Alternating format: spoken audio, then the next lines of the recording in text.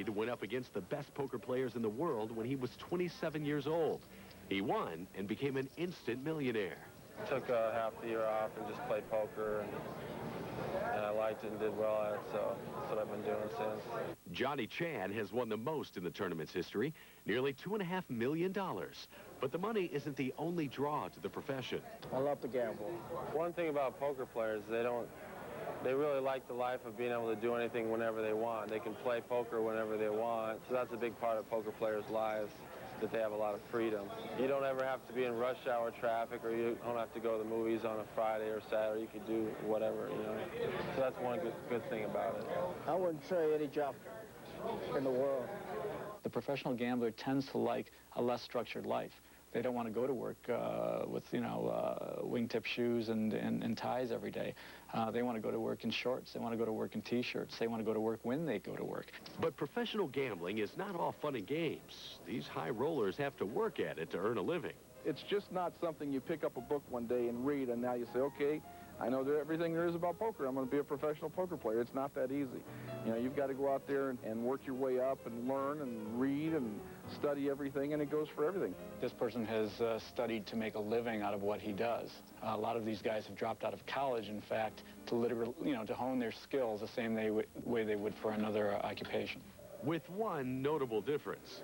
I'm going to keep this 100 for cab fare. No, I better bet that's so. David Skolansky, the author of Gambling for a Living, points out that professional gambling doesn't have the same sense of security as a conventional job. The average person, when they work, they know they're going to make a certain amount that day. But a gambler, after working all day, may very easily have less than he started with. If you're going to be gambling for a living, you do have to have the nerves to accept the setbacks. You also need the skills, both analytical and psychological. Gambling is founded on mathematics. In poker, mathematics is very important. Manipulating personality is also very important in poker. You know, mathematics isn't everything in poker. Math skills play a larger role in a game where the bets are limited. But casino consultant Max Rubin says a no-limit game calls for a whole different breed. The no-limit player, A, has to have some money, and B, has to have absolutely no respect for the money he has. The best poker players have a little of both, solid math skills and a killer instinct. Huck's, his legend is kind of as a fearless gambler, in that he makes all kinds of wild propositions on the side, outside of the game of cards. There's this other high-limit poker, Will Brunson. He used to be a real good track star, and he made me some bet that I couldn't run a 430 mile last year. So I trained for that. I lost, though. I ran like 436.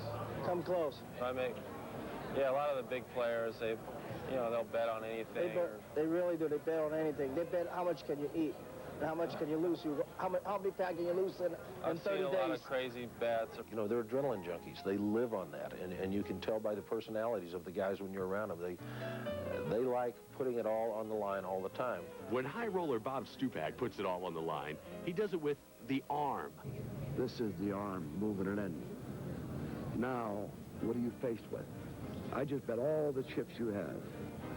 Now, that's going to take your breath away.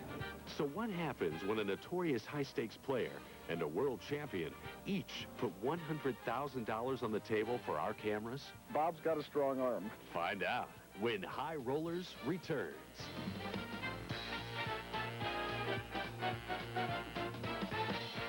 Back with E's look at the world's biggest high rollers. During E's visit to Las Vegas, Russ Hamilton challenged Bob Stupak to a one-on-one poker match that we could film. Stupak, ever the hustler, accepted the challenge and raised the stakes.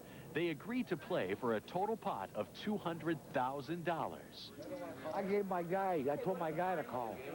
Where is he? A table is set up in the tournament poker room at Binion's. The players will be playing with two colors of chips. These 5 trays of $100 black chips are each worth $10,000. This single tray of $500 gray chips is worth $50,000. Both players have agreed to play Texas Hold'em, a form of stud poker. In Texas Hold'em, the players are each dealt 2 cards face down, while playing off of 3 to 5 cards dealt face up. There's no limit to raises, and being a freeze-out match, the game isn't over until one of the players loses all his money. And $2,000 blinds. The blinds will not change throughout the entire freeze-out. Whoever wins will pay time. So whoever wins has to come see me. I'll try and chase you down before it's over. Do you want another color? Okay. The match begins with a casual air. Neither Russ nor Bob seem to care that much about the stakes they're playing for. Or if they are, they don't show it. I'll be here now. I'm playing. You can come down. 8 o'clock. What time does the Super Satellite start? My son. Never mind. Yeah, come on down. I think it's that. I'll be here. Yes. But come down early. You got to sign up. Whatever you want, I'll be here. Sorry about that, guys. They play somewhat cautiously at first, betting and raising small amounts. That's 5 total.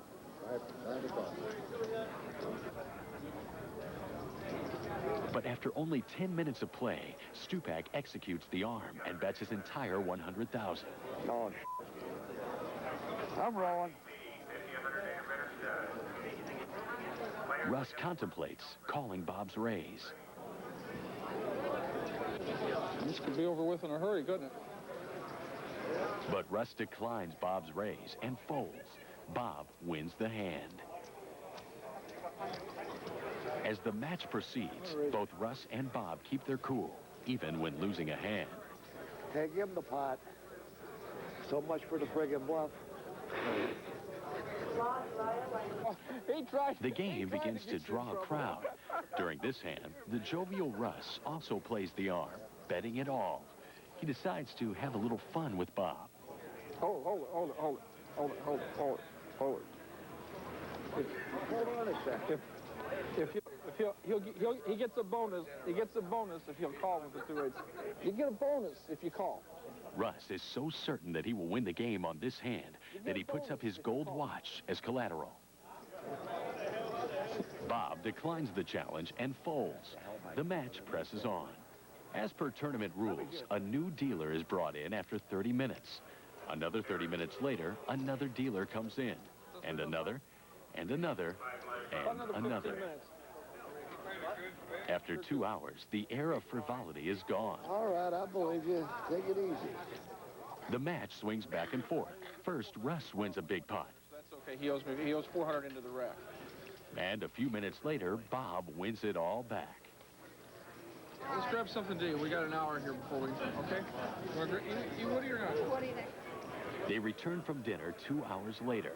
It is now past 11 o'clock at night. As the game crawls on, Bob and Russ start trying to rattle each other. You want a drink, Bob? Alcohol? Yeah, you could stand that.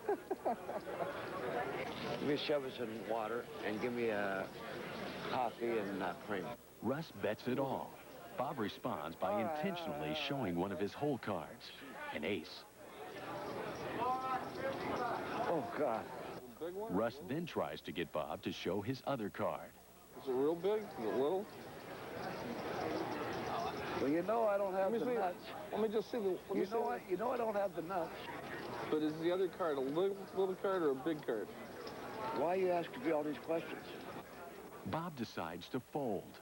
The game drags on. Another dealer comes in, then another, Baxter. then another, and another. All you had to do is... It's now close to 2 in the morning. Both Russ and Bob are impatient to end the match. Russ's fatigue is evident as he grabs for his water bottle. That's all. Just push it in. Bob is down to his last few thousand. It looks like the match belongs to Russ. Bob decides to risk it all on this hand. The rest of my boodle. You got one pair and a flush draw? Is that what you got now? What do you want? I want. Here's the Billy Baxter. And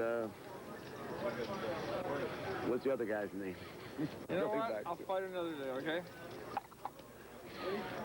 Bob wins and is back in the game, but he is clearly exhausted and irritated. Give me one more. Give me one. Show me one. You want to see one? Oh, f*** it. We don't need one. I don't want to see it.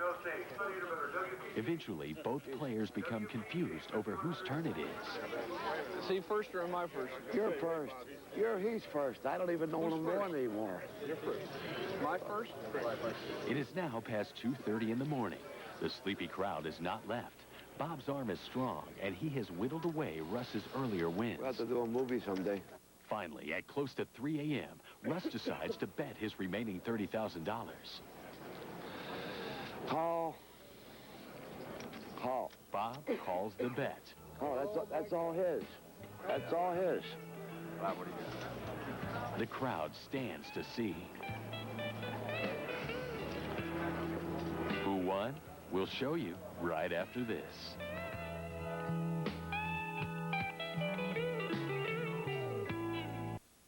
We're back with E's look at the world's biggest high rollers. Before the break, Russ Hamilton bet his last $30,000 after a grueling 7 hours of poker against Bob Stupak. It's over. Huh? Yeah, Bobby. Here you go, Bobby. I can't even believe it. No cheering, no applause. Despite the high stakes of the game, there's very little fanfare. For Russ, the loser, and Bob, the winner, today's match is just another day at the office. I saw the flush of the river, but his 2 jacks had me beat without the flush. He had 2 jacks, I had 2 tens. So he had the best hand. Flush, flush, flush, flush, flush. And what does that spell? $100,000 winner, you're down, go to bed. $100 grand in profits after 7 hours in the poker pit? It's not bad, but Stupak is in no hurry to schedule a rematch.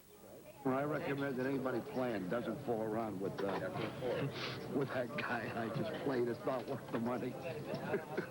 Play by the year, not by the day.